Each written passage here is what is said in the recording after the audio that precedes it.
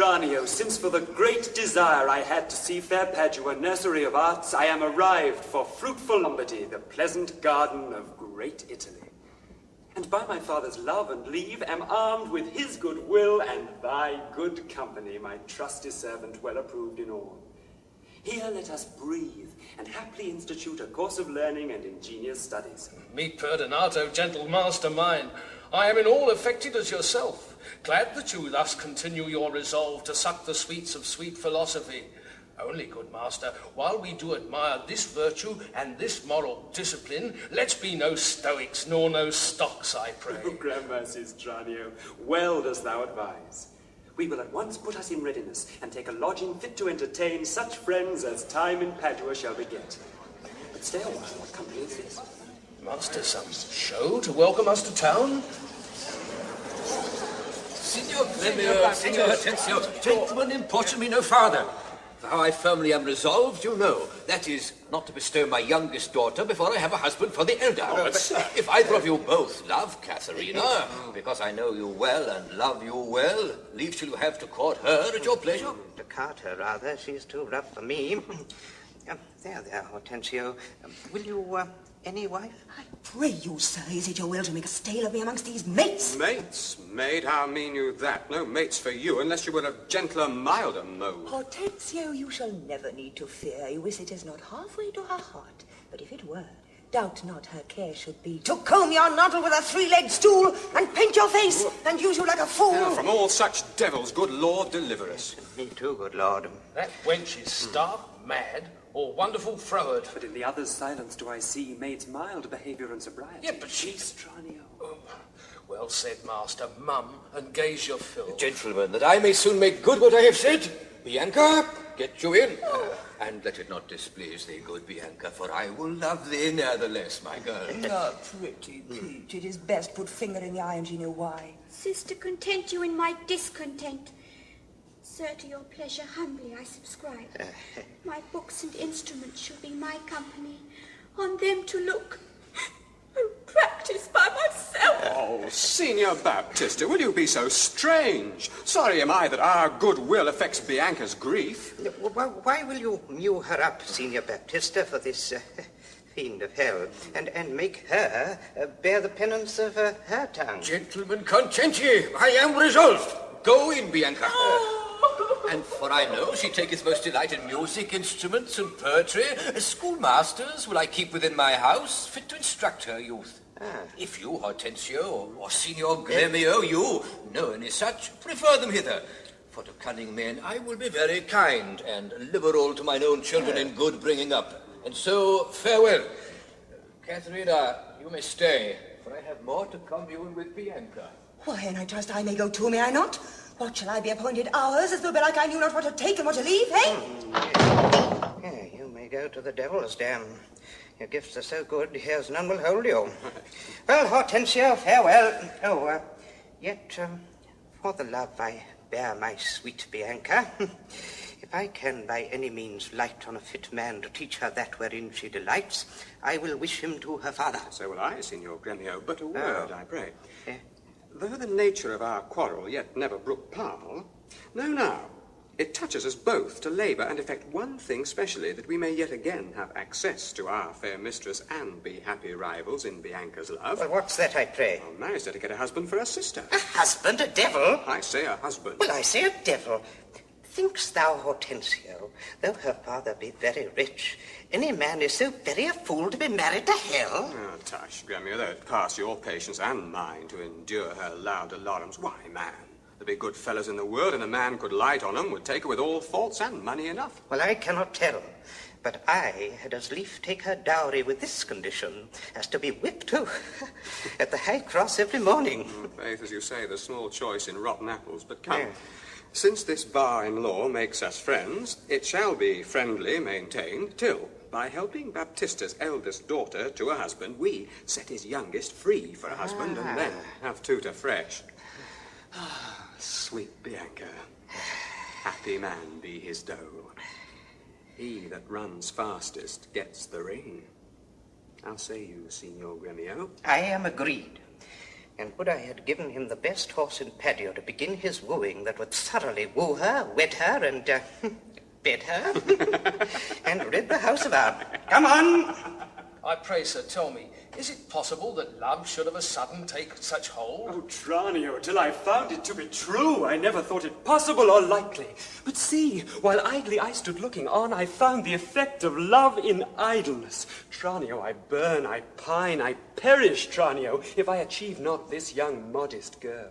Master, you'd look so longly on the maid, perhaps you marked not what's the pith of all. Oh, yes, I saw sweet beauty in her face. Saw you no more? Marked you not how her sister began to scold and raise up such a storm that mortal ears might hardly endure the din? Tranio, I saw her coral lips to move, and with her breath she did perfume the air. Sacred and sweet was all I saw in her. Nay, then, 'tis time to stir him from his trance. I pray awake, sir. If you love the maid, bend thoughts and wits to achieve her. Thus it stands. Her elder sister is so cursed and shrewd that till the father rid his hands of her master, your love must live a maid at home. And therefore he has closely mewed her up, because she will not be annoyed with suitors. Oh, Tranio, what a cruel father's he. But art thou not advised he took some care to get her cunning schoolmasters to instruct her? Ay, marry, I am, sir, and now 'tis blooded. I have it, Tranio. Master, you will be schoolmaster and undertake the teaching of the maid. May it be done? Not possible. For who shall bear your part, and be in Padua here Vincentio's son? Buster content thee, for I have it full. Thou shalt be master, Tranio, in my stead. Keep house and port and servants as I should. I will some other be, some Florentine, some Neapolitan, or meaner man of Pisa. 'Tis hatched and shall be so. Tranio, at once uncase thee. Take my coloured hat and cloak. I am content to be Lucentio, because so well I love Lucentio. Tranio, be so, because Lucentio love. Tranio, let's go. One thing more rests, that thyself executes to make one among these wooers. If thou ask me why, suffice it my reasons are both good and weighty.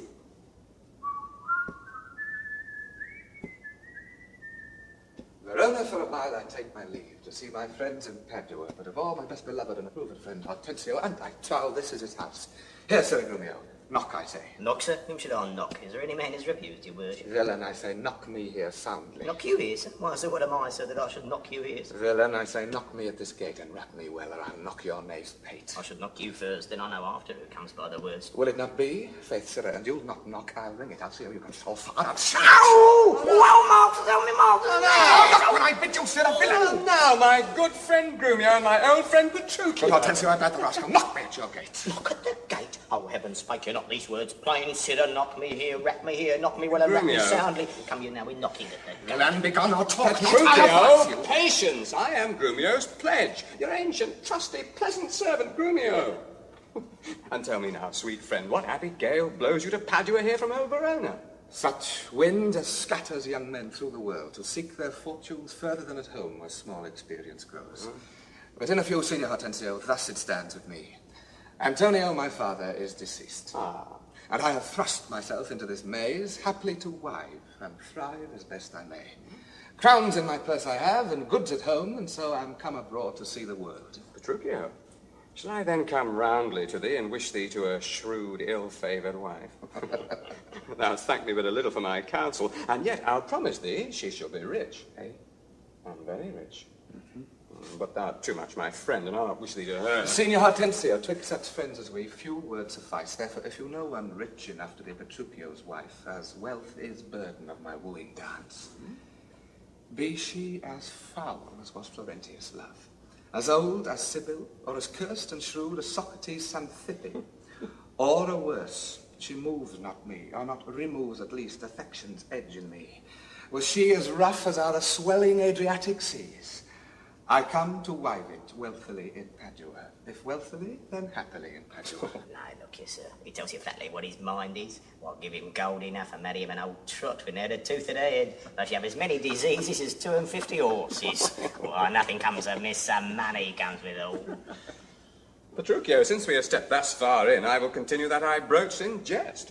I can, Petruchio, help thee to a wife with wealth enough, and young and beauteous, brought up as best becomes a gentlewoman. Her only fault And that is false enough, is that she is intolerable cursed, and shrewd and froward. So beyond all measure that were my state far worse than it is, I would not wear it for a mine of gold. Hortensio, peace, thou knowst not gold's effect. Tell me her father's name, and 'tis enough, for I will board her, though she chide as loud as thunder when the clouds in autumn crack. Her name is Katharina Minola, renowned in Padua for her scolding tongue. I will not sleep till I have seen her. Tarry, Petruchio, I must go with thee. For in Baptista's keep my treasure is, when he had the jewel of my life in hold, his youngest daughter, beautiful Bianca.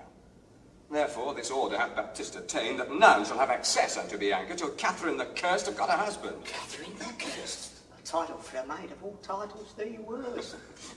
Now shall my friend Petruchio do me grace, and offer me, disguised in sober robes to old Baptista, as a schoolmaster, well seen in music, to instruct Bianca, so that I may by this device at least have leave and leisure to make love to her, and unsuspected court her by myself. Master, look about you, goes there.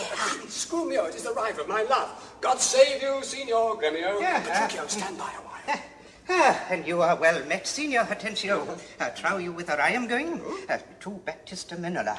I promised to inquire carefully about a schoolmaster for the fair Bianca. And by good fortune I have lighted well on this young man. For learning and behaviour, fit for her turn, well read in poetry and other books, good ones, I warrant you. Oh, it is well. And I have met a gentleman hath promised me to help me to another, a fine musician to instruct our mistress. So shall I no whit be behind in duty to fair Bianca, so beloved of me. Beloved of me, and that my deed shall prove. Gremio, it is now no time to vent our love. Listen to me, and if you speak me fair, I'll tell you news indifferent good for either. Here is a gentleman whom by chance I met, upon agreement from us to his liking, will undertake to woo cursed Catherine, yea, and to marry her if her dowry please. So said, so done as well. Hortensio, have you told him all her faults? I hear she is an irksome, brawling scold. If that be all, masters, I hear no harm. Oh, sir, such a life with such a wife is strange. But if you have a stomach, to it a God's name. Will you woo this wild cat? Will I live? Why came I hither but to that intent? Think you a little din can daunt mine ears? Have I not in my time heard lions roar? Have I not heard the sea, puffed up with wings, rage like an angry boar, chafed with sweat? Have I not heard great ordnance in the field, and heaven's artillery thunder in the skies? Have I not in pitched battle heard loud larums neighing steeds and trumpets clang? And do you tell me of a woman's tongue that gives not half so great a blow to the ear as will a chestnut in a farmer's fire? Tush, tush, fear boys with bucks. Hortensio, hark. This gentleman is happily arrived. Gentlemen, God save you. If I may be bold, tell me, I beseech you, which is the readiest way to the house of Signor Baptista Minola? Are you a suitor to the maid you talk of? Yea or no? And if I be, sir, is it any offence? No, if without more words you will get you hence. Why, sir, I pray, are not the streets as free for me as for you? Sir, let me be so bold as to ask you, did you ever yet see Baptista's daughter? No, sir, but here I do that he hath two. The one is famous for a scolding tongue, as is the other for beauteous modesty. Sir, first's for me. Let her go by. Yea, leave that labour to great Hercules. Sir, I shall not be slack. In sign whereof, please ye, we may contrive this afternoon, and quaff carouses to our mistress' health, strive mightily, but eat and drink as friends. Of all thy suitors, here I charge thee, tell whom thou lovest best, see thou dissemble not. Believe me, Kate, of all the men alive, I never yet beheld that special face which I could fancy more than any other. Minion, thou liest. Is not Hortensio. You affect him, sister. Oh, here, I swear I'll plead for you myself, and you shall have him. Oh, then belike you fancy riches more. You will have Gremio to keep you fair. For him you do envy me so. Nay, then, you jest. And now I well perceive you have but jested with me all this while. If that be jest, then all the rest was so. How now, dame, whence grows this insolence? Bianca, stand aside. Poor girl, she weeps. Go ply thy needle, meddle not with her. For shame, thou hilding of a devilish spirit. Why dost thou wrong her that did ne'er wrong thee? When did she cross thee with a bitter word? Her silence flouts me, and I'll be revenged. In my sight? Bianca, get thee in. What? Will you not suffer me? Nay, now I see. She is your treasure. She must have a husband. I must dance barefoot on her wedding day, and for your love to her lead apes in hell. Daughter. Talk not to me. I will go sit and weep till I can find occasion of revenge. Was ever gentleman thus grieved as I? But who comes here? Good morrow. Good morrow, neighbour Baptista. Good morrow, neighbour Grimio. God save you, gentlemen. And you, good sir. Pray, have you not a daughter called Katharina, fair and virtuous? I have a daughter, sir, called Katharina. You are too blunt. Go to it orderly. You're wrong, Messina Grimio, give me leave. I am a gentleman of Verona, sir, that hearing of her beauty and her wit, her affability and bashful modesty, her wondrous qualities and mild behaviour, am bold to show myself a forward guest into your house, to make mine eye the witness of that report which I so oft have heard. And for an entrance to my entertainment, I do present you with a man of mine, cunning in music and the mathematics, to instruct her fully in those sciences whereof I know she is not ignorant. His name is Licio, born in Manchester. Welcome, sir, and he for your good sake. But for my daughter Catherine, this I know, she is not for your turn, the more my grief. I see you do not mean to part with her, or else you like not of my company. Mistake me not, I speak but as I find. Whence are you, sir? What may I call your name? Petruchio is my name, Antonio. I know him well. You are welcome for his sake. Saving your tale, Petruchio, I pray let us that are poor petitioners speak too. Cari, you are marvellous forward. Pardon me, Sina Grimio, I would fain be doing. I doubt it not, sir, but you will curse your wooing.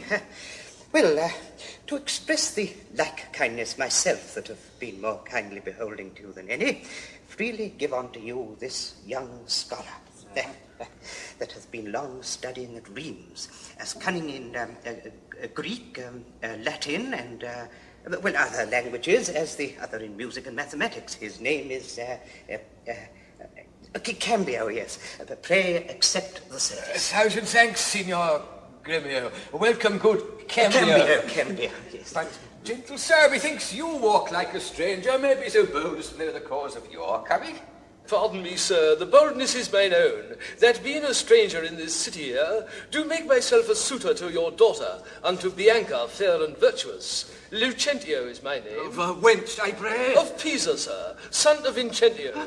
A mighty man of Pisa. By report I know him well. You are very welcome, sir. Hello within. Sir, lead these gentlemen to my daughters and tell them both these are their tutors. Bid them use them well. We will go walk a little in the orchard and then to dinner. You are passing welcome, and so I pray you all to think yourselves. Signor Baptista, my business asketh haste, and every day I cannot come to woo. You knew my father well, and in him and me left sole heir to all his lands and goods, which I have bettered rather than decreased. Now tell me, if I get your daughter's love, what dowry shall I have with her to wife? After my death, 1/2 of my lands, and in possession 20,000 crowns. And for that dowry, I'll assure her of her widowhood, be it that she survive me, of all my lands and leases whatsoever. Let specialties be therefore drawn between us. Aye, when the special thing is well obtained, that is, her love. But that is all in all. Well, that is nothing. But I tell you, father, I am as peremptory as she proud-minded. And where two raging fires meet together, they do consume the thing that feeds their fury. Though little fire grows great with little wind, yet extreme gusts will blow out fire and all. So I to her, and so she yields to me. For I am rough, and woo not like a babe. Well mayst thou woo, and happy be thy speed. But be thou armed with unhappy words. Aye, to the proof as mountains are for winds. Oh, Licio. How now, my friend, why dost thou look so pale? Oh, for fear, I promise you, if I look pale. What, will my daughter prove a good musician? She'll sooner prove a soldier. Why then, thou canst not break her to the lute? Oh, I know, for she hath broke the lute to me. I did but tell her she mistook her frets and bowed her hand to teach her fingering. When with the most impatient, devilish spirit, frets call you these, quoth she, I'll fume with them. And with that word she struck me on the head, and through the instrument my pate made way. And there I stood amazed for a while as on a pillory, looking through the lute, while she did call me rascal fiddler and twangling jack. Now, by the word, it is a lusty wench. I love her 10 times more than ever I did. Oh, how I long to have some chat with her. Signor Petruchio, will you go with us? Or shall I send my daughter Kate to you? I pray you do. I will attend her here. And woo her with some spirit when she comes. Say that she rails. Why, then I'll tell her plain she sings as sweetly as a nightingale. Say that she frowns. I'll say she looks as clear as morning roses newly washed with dew. If she be mute and will not speak a word, then I'll commend her volubility and say she utter a piercing eloquence. If she do bid me pack, I'll give her thanks as though she bade me stay by her a week. If she deny to wed, I'll pray the day when I shall ask the banns and when be married. But here she comes, and now Petruchio speak. Morrow, Kate. For that's your name, I hear. Well, have you heard? But something hard of hearing. They call me Catherine, that to talk of me. You lie, Faith, for you are called plain Kate I and bonny Kate. And sometimes Kate the cursed. But Kate, the prettiest Kate in Christendom, Kate of Kate Hall, my super dainty Kate, for dainties are all Kate, and therefore Kate. Take this of me, Kate of my consolation. Hearing thy mildness praised in every town, thy virtue spoke of, and thy beauty sounded, yet not so deeply as to thee belongs. Myself am moved to woo thee for my wife. Moved? In good time. Let him that moved you hither remove you hence. I knew you at the first you were immovable. Why, what's a movable? A joint stool. Hit it, come, sit on me. Asses are made to bear, and so are you. Women are made to bear, and so are you. No such jade as you, if me you mean. Alas, good Kate, I will not burden thee, for knowing thee to be but young and light. Too light a faith for such a swain as you to catch, and yet as heavy as my weight should be. You waspy Faith, you are too angry. If I be waspish, best beware my sting. My remedy then is to pluck it out. Aye, if the fool could find it where it lies. Who knows not what a wasp does where his sting in his tail? In his tongue. Whose tongue? Yours, if you talk of tails, and so farewell. But with my tongue in your tail? Whoops, nay, good Kate, I am a gentleman. That I'll try.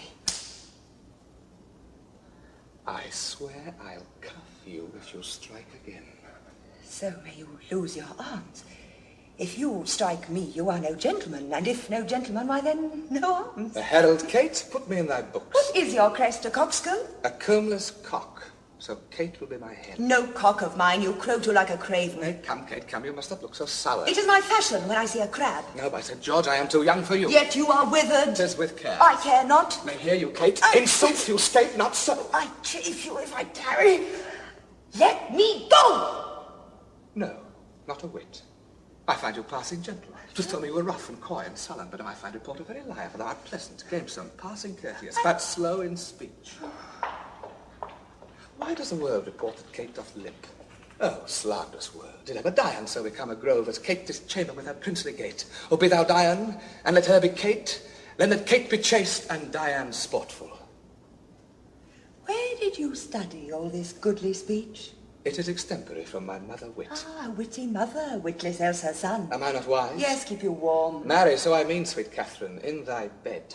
Therefore, laying all this chat aside, thus in plain terms. Your father has consented that you shall be my wife, your dowry agreed on, and will you nill you, I will marry you. Now, Kate, I am a husband for your turn. For by this light whereby I see thy beauty that doth make me like thee, well, thou must be married to no man but me. For I am he, am born to tame you, Kate, and bring you from a wild Kate to a Kate conformable as other household Kates. Here comes your father. Never make denial, I must and will have Catherine to my wife. Now, Signor Petruchio, how speed you with my daughter? How but well, sir, how but well. It were impossible I should speed amiss. Why, how now, daughter Catherine, in your dumps?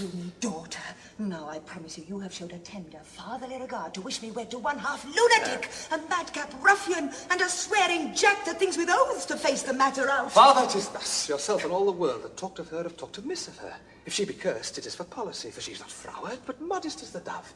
She is not hot, but temperate as the morn. And to conclude, we have agreed so well together that upon Sunday is the wedding day. I'll see thee hanged on Sunday first. I tell you, 'tis incredible to believe how much she loves me. Oh, the kindest Kate.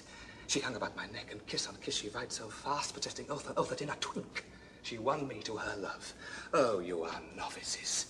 'Tis a world to see how tame when men and women are alone. A meek cock wretch can make the curses shrill. Give me a hand, coat! I run to Venice to buy apparel against the wedding day. Provide the feast father and bid the guests, and we'll be sure my Catherine will be fine. I do not want to say. Yes. Give me your hands. God send you joy, Petruchio. 'Tis a match. Our men say we will be witnesses. Father, as wife and gentlemen adieu. I will to Venice. Sunday comes apace. We will have rings and things and fine array. And kiss me, Kate. We will be married on Sunday. Oh, yes. Well, but now, Baptista, to your younger daughter. I, Gremio, am your neighbour and was suitor first. But I, Lucentio, love Bianca more than words can witness or your thoughts can guess. Youngling, thou canst not love so dear as I. Greybeard, thy love doth freeze. But thine doth fry. Skipper, stand back. 'Tis age that nourisheth. But youth in ladies' eyes that flourisheth. Consent you, gentlemen. I will compound this strife. 'Tis deeds must win the prize. Sir, list to me. I am my father's heir and only son. If I may have your daughter... Pardon me, if you should die before him, where's her dower? That's but a cavil. He is old, I young. And may not young men die as well as old? Well, gentlemen, I am thus resolved. On Sunday next to know, my daughter Catherine is to be married. Now, on the sun...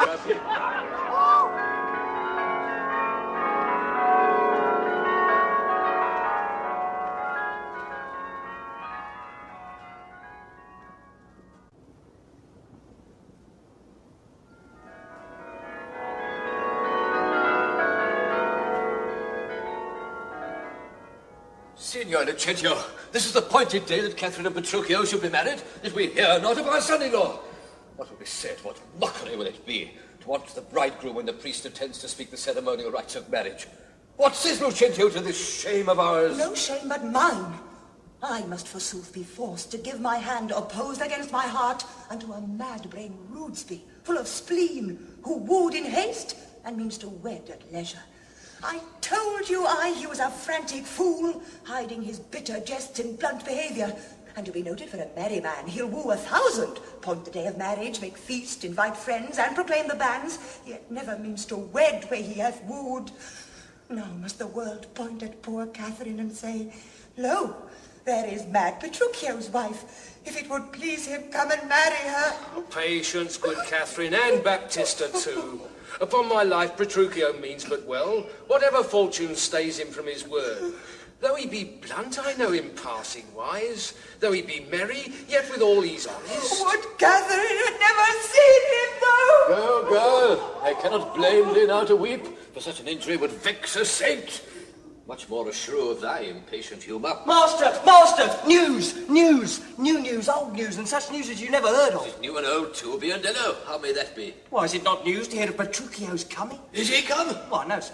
What then? He is coming. When will he be here? When he stands but I am and sees you there. But say, what to thine old news? Oh, Petruchio is coming in a new hat and an old jerkin, a pair of old breeches thrice turned, a pair of boots that have been candle cases, one buckled, another laced, an old rusty sword taken out of the town armoury with a broken hilt and shapeless, with 2 broken points. His horse, hipped with an old mothy saddle and stirrups of no kindred, besides, possessed with the glanders, and like to mose in the chine. Trouble with the lampus, infected with the fashions, full of windgall, sped with spavins, raved with the yellows, past cure of the fives, stark spoiled with the staggers, begnawn with the bots, swayed in the back and shoulder shot and near leg before, and with a half-cheek bit, and headstall of sheep's leather, which being restrained to keep it from stumbling, hath been often burst, and newly paired with knots, one girth 6 times pieced, and a woman's cruppet of velour, which hath 2 letters for a name fairly set down in studs, and hidden there pieced with packthread.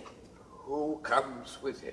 Oh, sir, he's lackey, for all the word comparison, like the horse, with a linen stock on one leg and a kersey boot hose on the other, gartered with a red and blue list, an old hat, and the human of 40 fancies pricked in for a feather. A monster, a very monster in apparel, and not like a Christian footboy or a gentleman's lackey. I'm glad he's come, howsoe'er he comes.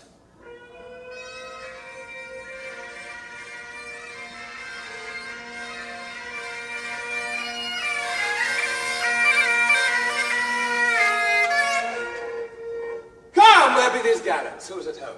You are welcome, sir. And yet I come not well? Not so well apparelled as I wish you were. Where is Kate? Where is my lovely bride? How does my father? Gentles, methinks you frown. Wherefore gaze this goodly company as if they saw some wondrous monument, some comet or unusual prodigy? Why, sir, you know this is your wedding day. Fie, doff this habit. Shame to your estate, and I saw to our solemn festival. Suffice it, I am come to keep my word. But where is Kate? I stayed along with her the morning wear, since time we're at church. See not your bride in these unreverent robes. Go to my chamber, put on clothes of mine. Not I, believe me, thus I'll visit her. But thus I trust you will not marry her. Good sooth, even thus, that are done with words, to me she's married, not until my clothes.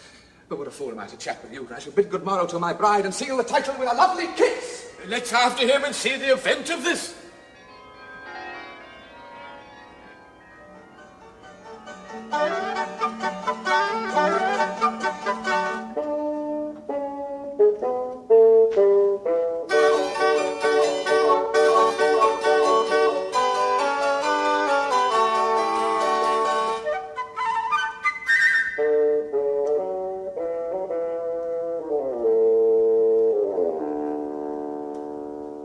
Signor Gremio, came you from the church? As willingly as e'er I came from school. And is the bride and bridegroom coming home? Bridegroom, say you, 'tis a groom indeed, a grumbling groom, and that the girl shall find. Curster than she? Why, 'tis impossible. Why, he's a devil, a very fiend. Well, she's a devil, the devil's damned. She's a lamb, a dove, a fool to him.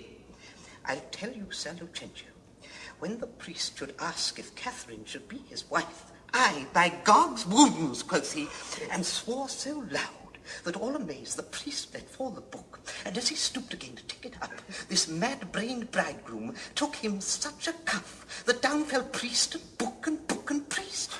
Now take them up, quoth he, if any list. What said the wench when he arose again? Trembled and shook, for why he stamped and swore, as if the vicar meant to cozen him, and after many ceremonies done, he calls for wine. A health, quoth he, as if he'd been aboard carousing to his mates after a storm, quaffed off the muscadel, and threw the sops all in the sexton's face. This done, he took the bride about the neck, and kissed her lips with such a clamorous smack that at the parting all the church did echo. And I, seeing this, came thence for very shame. And after me I know the rout is coming. Such a mad marriage never was before. Hark, hark, I hear the minstrels play.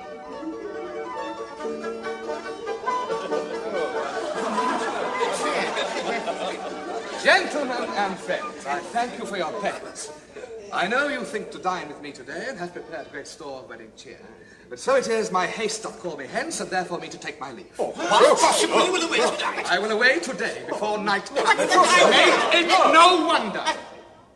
If you knew my business, you would entreat me rather go than stay.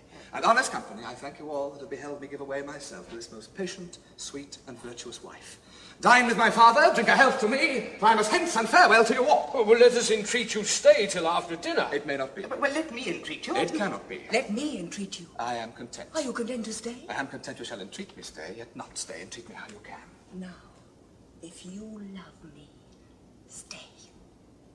Grumio, my horse.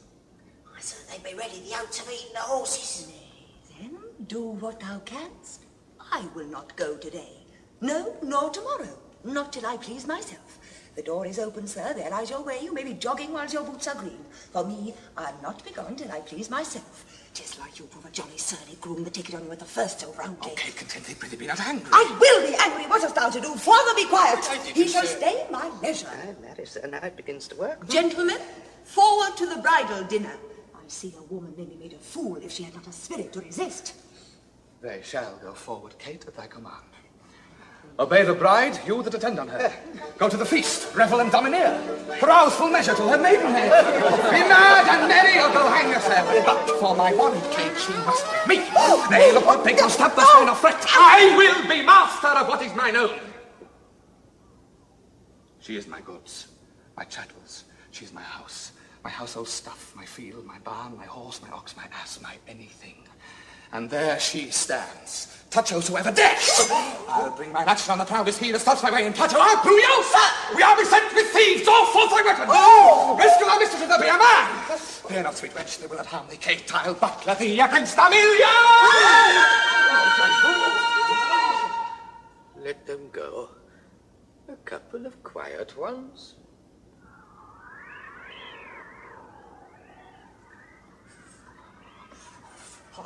Fie on all tired jades, on all mad masters, and all foul ways. Was ever man so beaten? Was ever man so rayed? Was ever man so weary?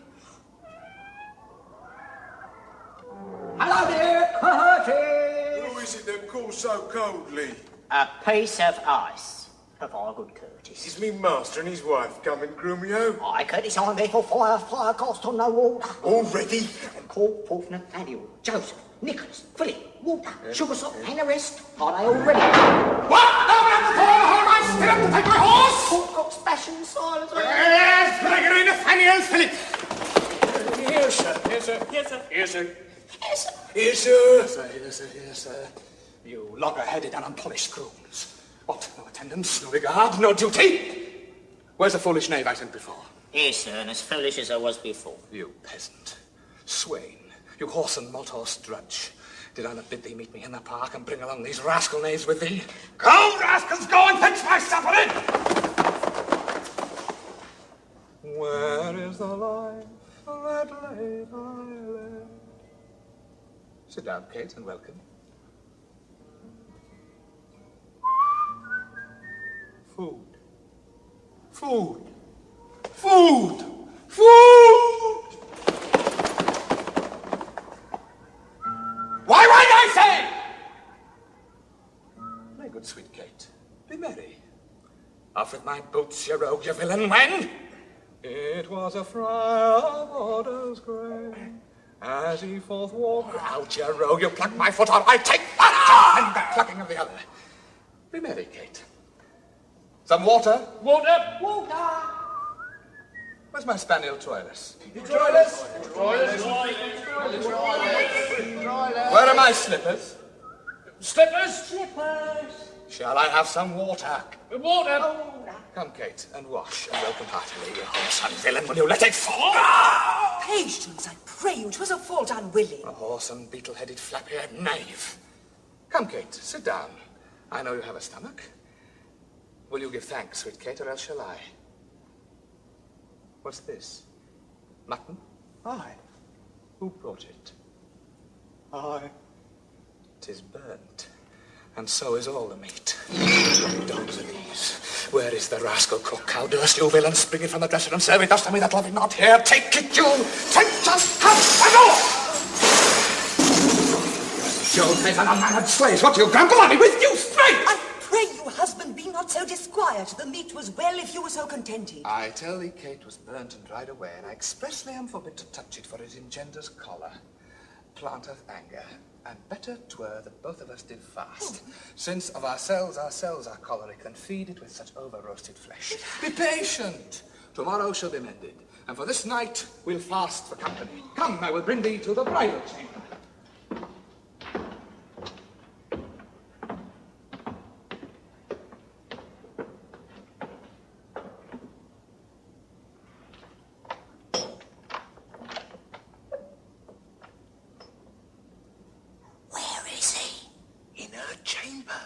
Making a sermon of continency to her, and rails and swears and rates that she, poor soul, knows not which way to stand, to knock, to speak, and sits as one new risen from a dream. Away, away, for he is coming hither. Thus have I politically begun my reign, and 'tis my hope to end successfully. My falcon now is sharp and passing empty, and till she stoop, she must not be full gorged. She ate no meat today, nor none shall eat. Last night she slept not, nor tonight she shall not. As with the meat, some undeserved fault I'll find about the making of the bed. And here I'll fling the pillow, there the bolster, this way the coverlet, another way the sheets. Aye, and amid this hurly I intend that all is done in reverent care of her. And in conclusion, she shall watch all night. And if she chance to nod, I'll rail and brawl, and with a clamour keep her still awake. This is the way to kill a wife with kindness, and thus I'll curb her mad and headstrong humour. He that knows better how to tame a shrew, now let him speak. 'Tis charity to show.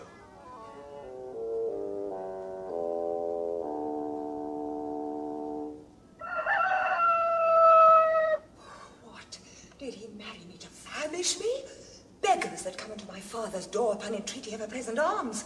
But I, who never knew how to entreat, nor never needed that I should entreat, am starved for meat, giddy for lack of sleep, with oaths kept waking and with brawling fed, and that which spites me more than all these wants, he does it under name of perfect love.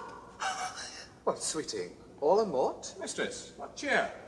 Faith, as cold as can be. Pluck up thy spirits, look cheerfully upon me. Here, love, thou seest how diligent I am to dress thy meat myself and bring it thee. I'm sure, sweet Kate, such kindness merits thanks. What, not a word? Nay, then, thou lovest it not. Here, take away the dish. I pray let it stand. The poorest service is repaid with thanks, and so shall mine be ere you touch the meat. I thank you, sir. Much good do it unto thy gentle heart. And now, my honey love, we will return unto thy father's house, and revel it as bravely as the rest, with silken coats and caps and golden rings, with ruffs and cuffs and farthingales and things, with scarves and fans and double change of bravery, with amber bracelets, beads, and all this knavery. What, hast thou dined? The tailor stays thy leisure to deck thy body with his ruffling pleasure. Come, tailor, let's see these ornaments. Here is the cap your worship did bespeak.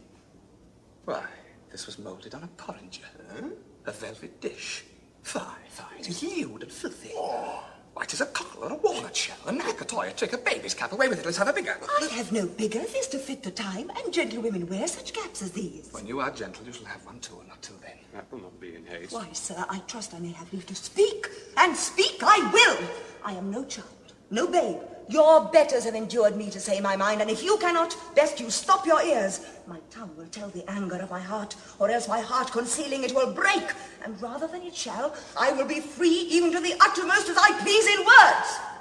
Why, thou sayest true, it is a paltry cap, a custard coffin, a bauble, a silken pie. I love thee well, and if thou likest it not. Love me or love me not, I like the cap, and it I will have, or I will have none. Oh! The gown? Come, tailor, let's see it.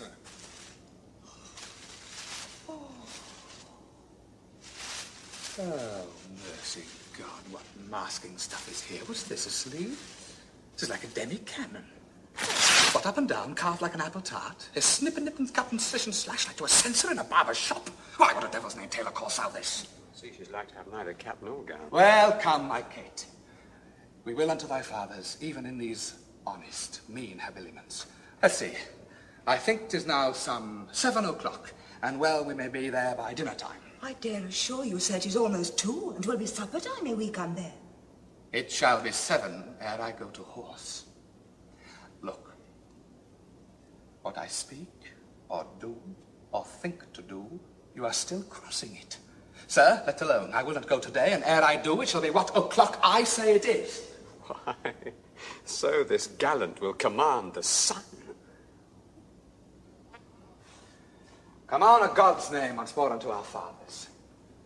Good Lord, how bright and goodly shines the moon. The moon? The sun? It is not moonlight now. I say it is the moon that shines so bright. I know it is the sun that shines so bright. Now by my mother's son, and that's myself. It shall be moon or star or what I list, or ere I journey to your father's house. Go on, fetch our horses back again, never more cross than cross, nothing but cross. Forward, I pray, since we have come so far. And be it moon or sun or what you please. And if you please to call it a rush candle, henceforth I vow it shall be so for me. I say it is the moon. I know it is the moon. Nay, then you lie, it is the blessed sun. Then God be blessed, it is the blessed sun. But sun it is not when you say it is not. And the moon changes even as your mind. But you will have it named, even that it is. And so it shall be so for Catherine. Petruchio, go thy ways. The field is won. Soft, company is coming here. Yes, sir, and you, my merry mistress. My name is called Vincentio, my dwelling Pisa, and I am bound to Padua, there to visit a son of mine, which long I have not seen. Good morrow, gentle mistress. Mistress? Tell me, sweet Kate, and tell me truly too, has I beheld a fresher gentlewoman? Sweet Kate, embrace her for her beauty's sake.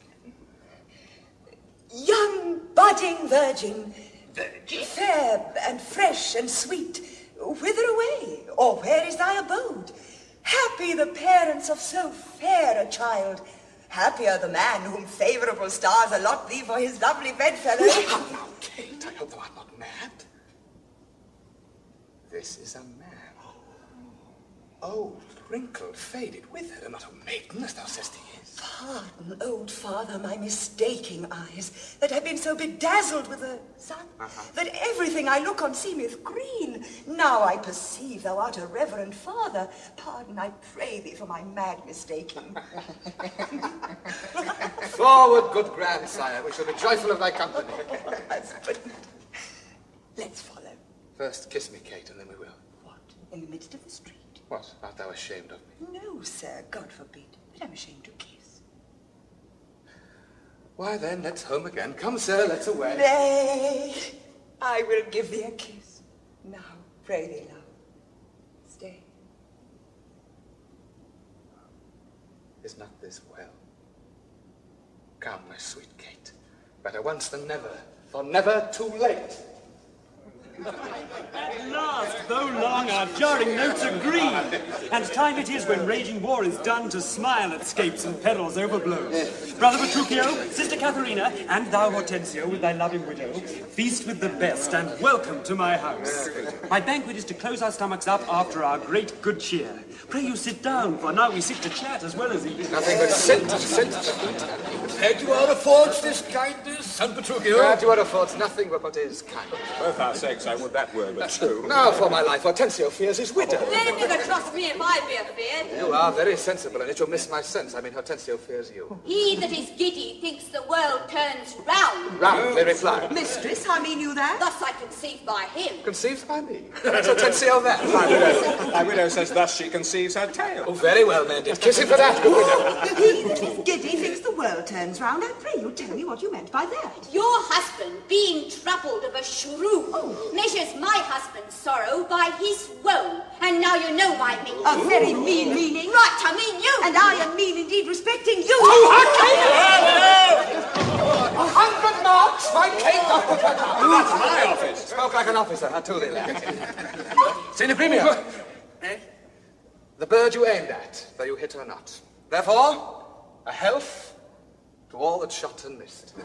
'Tis well, sir, that you hunted for yourself. 'Tis thought your deer does hold you at bay. Oh, Petruchio, Tranio hits you now. Thank thee for that, good Tranio. Confess. Have he not hit you here? I has a little galled me, I confess, but it's the jest that glanced away from me to send to one it maimed you to outlaw. Now, in good sadness, San Petruchio, I think thou hast the veriest shrew of all. Well, I say no. And for assurance, that each one send unto his wife, and he whose wife is most obedient to come at first when he does send for her, shall win the wager which we will propose. Content, what's the wager? 20 crowns. 20 crowns. I'll wager so much upon my hawk or hound, but 20 times as much upon my wife. 100 then. Content. A match, 'tis done. Who shall begin? That I will. Go, Biendello, bid your mistress come to me. I go. Son, I'll be your half, Bianca comes. I'll have no halves, I'll bear it all myself. How now, what news? Sir, my mistress sends you word that she is busy and she cannot come. How? She's busy and she cannot come. Is that an answer? And a kind one, too. Pray God, sir, your wife send you not worse. I hope better. Sir Biendello, go and entreat my wife to come to me forthwith. Entreat. Now she must needs come. Ah, I'm afraid, sir, do what you can. Yours will not be entreated. Ah, where's my wife? She says you have some goodly jest in hand. She will not come. She bids you come to her. Oh, worse and worse. She will not come. Oh, vile, intolerable, not to be endured. Sina Grumia, go to thy mistress. Say, I command her come to me. I know her answer. What? She will not. The fouler fortune mine, and there an end.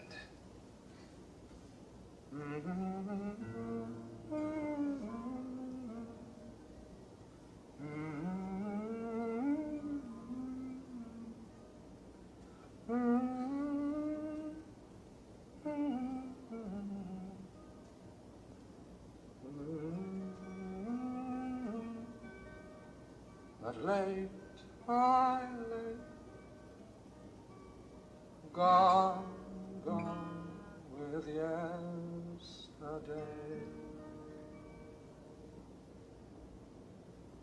What is your will, sir, that you send for me? Now, by my holiday. Where is your sister and Hortensio's wife? They sent conferring by the parlour fire. Go fetch them hither. If they deny to come, swinge with them soundly forth unto their husbands aware, say about it straight. Here's a wonder if you talk of a wonder. So it is. I wonder what it bodes. Married peace it bodes. And love. And quiet life. Unlawful rule and right supremacy. In short, what not that's sweet and happy. Now fair befall thee, good Petruchio. The wager thou hast won, and I will add unto their losses 20,000 crowns. Another dowry to another daughter. For she is changed as she had never been. Nay, I will win the wager better yet, and show more sign of her obedience, a new-built virtue and obedience. See where she comes, and brings your froward wives as prisoners to her womanly persuasion. Catherine, that cap of yours becomes you not. Off with the bauble, throw it underfoot.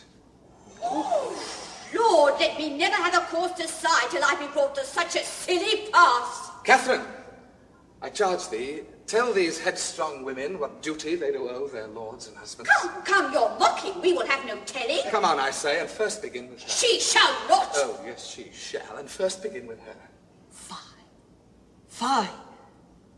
Unknit that threatening, unkind brow, and dart not scornful glances from those eyes to wound thy lord, thy king, thy governor. It blots thy beauty as frosts do bite the leaves, confounds thy fame as whirlwinds shake fair buds, and in no sense is meet or amiable. A woman moved is like a fountain troubled, muddy, ill-seeming, thick, bereft of beauty, and while it is so, none so dry or thirsty will deign to sip or touch one drop of it. Thy husband is thy lord, thy life, thy keeper, thy head, thy sovereign, one that cares for thee, and for thy maintenance commits his body to painful labor both by sea and land, to watch the night in storms, the day in cold, whilst thou liest warm at home, secure and safe, and craves no other tribute at thy hands but love, fair looks, and true obedience. Too little payment for so great a debt. Such duty as the subject owes the prince, even such a woman oweth to her husband, and when she is froward, peevish, sullen, sour, and not obedient to his honest will, what is she but a foul contending rebel and graceless traitor to her loving lord? I am ashamed that women are so simple to offer war where they should kneel for peace, or seek for rule, supremacy, and sway when they are bound to serve, love, and obey. Why are our bodies soft and weak and smooth, unapt to toil and trouble in the world, but that our soft conditions and our hearts should well agree with our external parts? Come, you froward and unable worms. My mind hath been as big as one of yours, my heart as great, my reason haply more, to bandy word for word and frown for frown. But now I see, our lances are but straws, our strength as weak, our weakness past compare, that seeming to be most which we indeed least are. Then veil your stomachs, for it is no good, and place your hands below your husband's foot.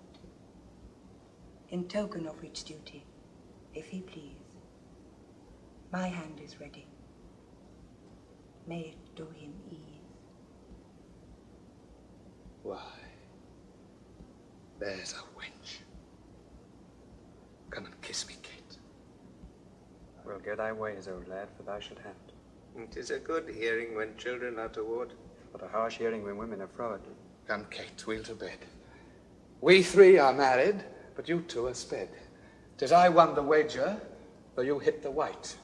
And being a winner, God give you good night.